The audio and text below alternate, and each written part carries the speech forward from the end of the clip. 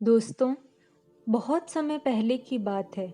रूस में एक बहुत बड़ा चमत्कारी चर्च हुआ करता था, जिसके बारे में यह मान्यता थी कि वहाँ मांगी हुई हर विश पूरी हो जाती थी।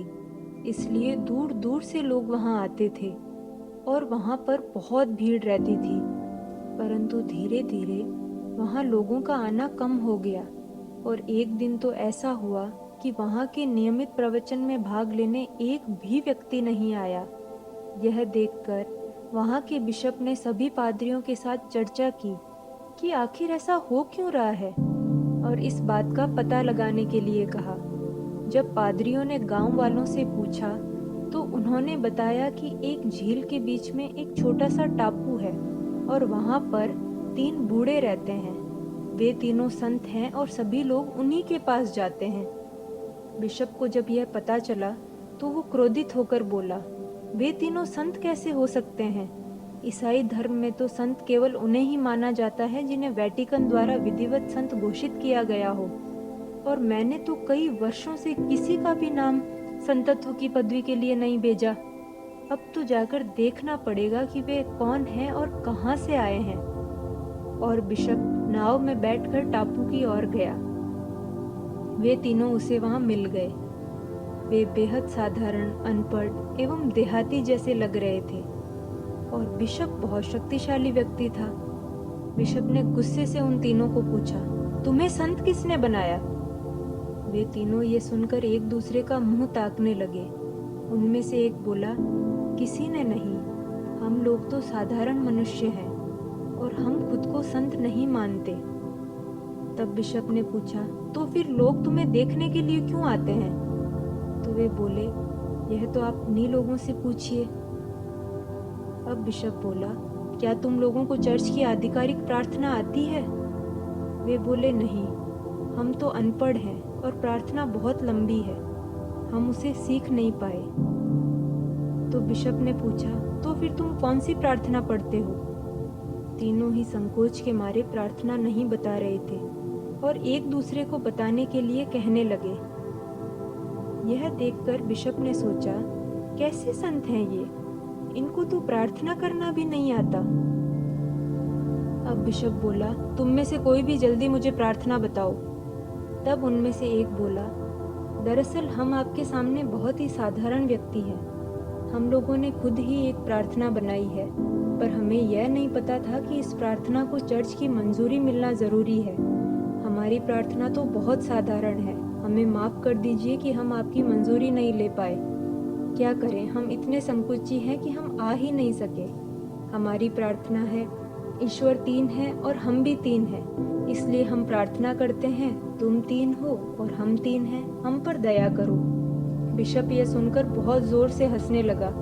बोला, ऐसी कोई प्रार्थना मैंने कभी नहीं सुनी। तब वे बोले, आप ही हमें सच्ची प्रार्थना करना सिखा दीजिए। हम तो अब तक यही समझते थे कि हमारी प्रार्थना में कोई कमी नहीं है।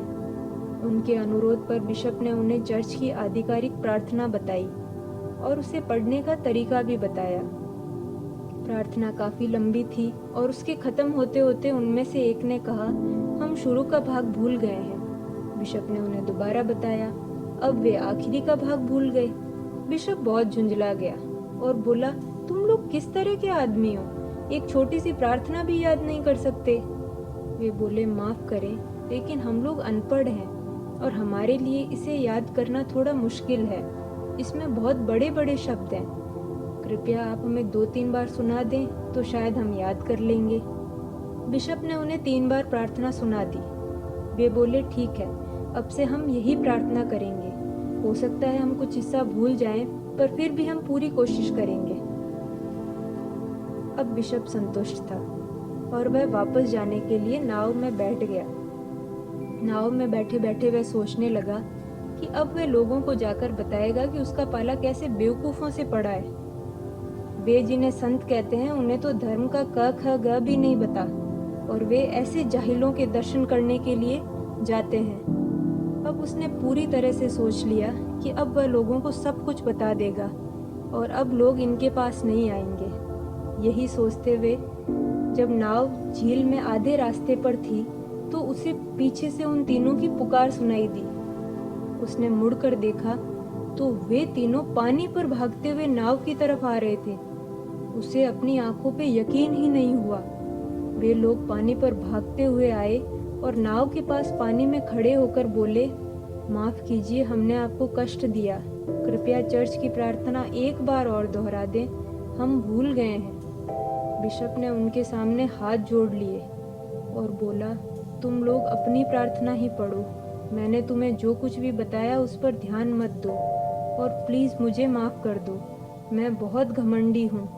मैं तुम्हारी सरलता और पवित्रता को छू भी नहीं सकता। अब आप लोग लौट जाओ। लेकिन वे अड़े रहे। नहीं, ऐसा मत कहिए। आप इतनी दूर से हमारे लिए आए। बस एक बार प्रार्थना दोहरा दीजिए। हम इस बार पूरी कोशिश करेंगे कि इसे अच्छे से याद कर लें। लेकिन बिशप ने कहा, नहीं, मैं खुद सारी जिंदगी अपनी प्रार्थना को पढ़ता रहा, पर ईश्वर ने उसे कभी नहीं सुना। हम तो बाइबल में ही पढ़ते थे कि ईसा मसीह पानी पर चल सकते थे, पर हम लोग तो उस पर भी शंका करते रहे। आज तुम्हें पानी पर चलते देखकर मुझे अब ईसा मसीह पर विश्वास हो चला है। आप लोग लौट जाओ। आप लोगों की प्रार्थना संपूर्ण है। आपको कुछ भी सीखने की जरूरत नहीं है। तो दोस्तों, हमें कभी किसी को कम नहीं आंकना चाहिए। कई बार साधारण से दिखने वाले व्यक्ति भी बहुत असाधारण प्रतिभा के धनी होते हैं। Thanks for watching.